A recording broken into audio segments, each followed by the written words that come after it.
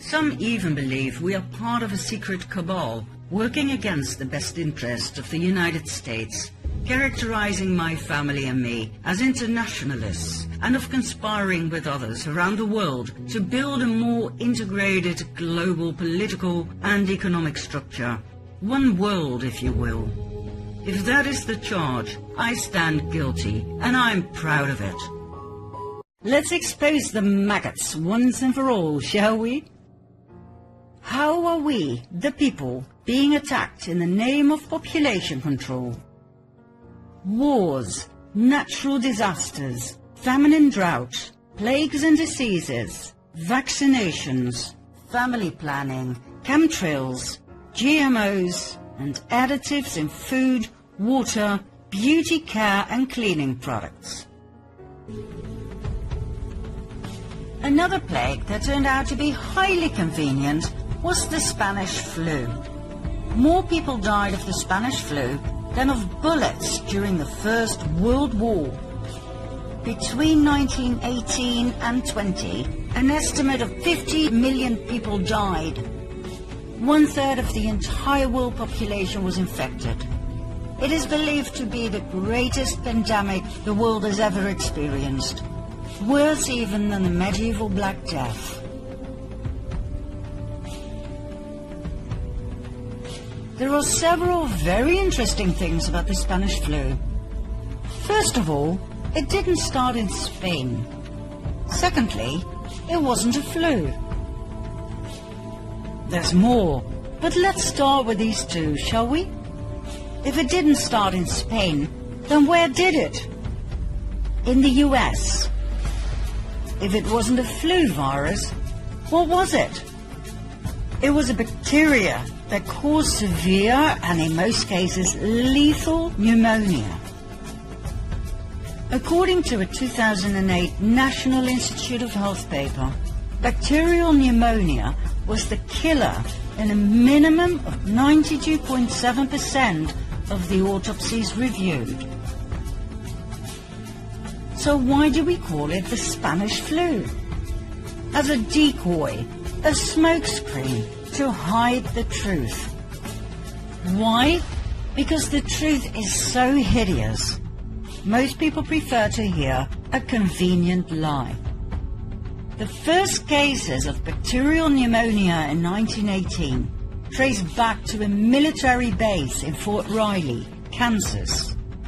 Long story short, during the first half of 1918, an experimental bacterial meningitis vaccine cultured in horses by the Rockefeller Institute for Medical Research in New York, now the Rockefeller University, was injected into soldiers at Fort Riley. The so-called Spanish flu was a vaccine experiment gone horribly wrong.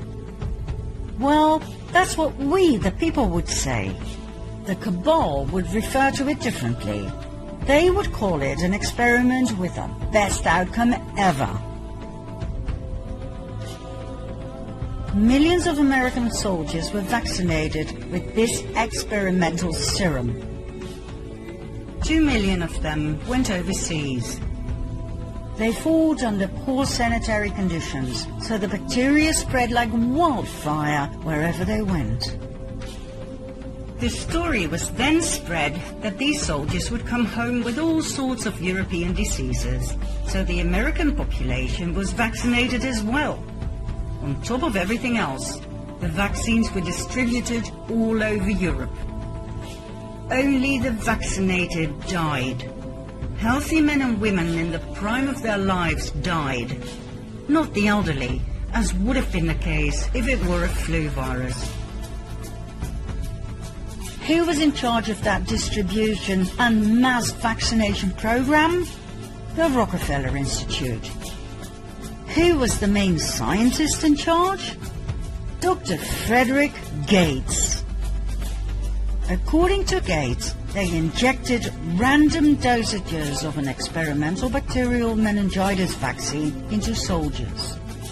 Those who survived became cloud adults, meaning they spread the bacteria to others, even the non-vaccinated. In modern COVID days, we would call it shedding. The vaccinated infecting the non-vaccinated. What an amazing coincidence, right? Frederick Gates then, Bill Gates now. Rockefeller Initiative then, Rockefeller Initiative now. Disease developed in Fort Riley, US then. Disease developed in Wuhan, China now. Closed down societies then. Closed down societies now. Cloud adults then. Shedding now. All for our own good, our own safety. Back then. And now.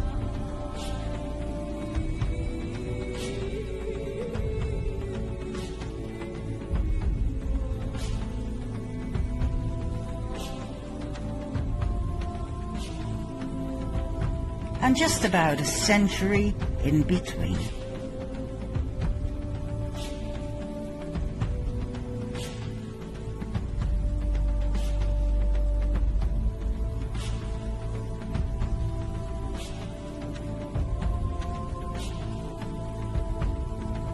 Today is the beginning of a global mobilization effort to rally our forces behind this Great Reset initiative. We need a Great Reset.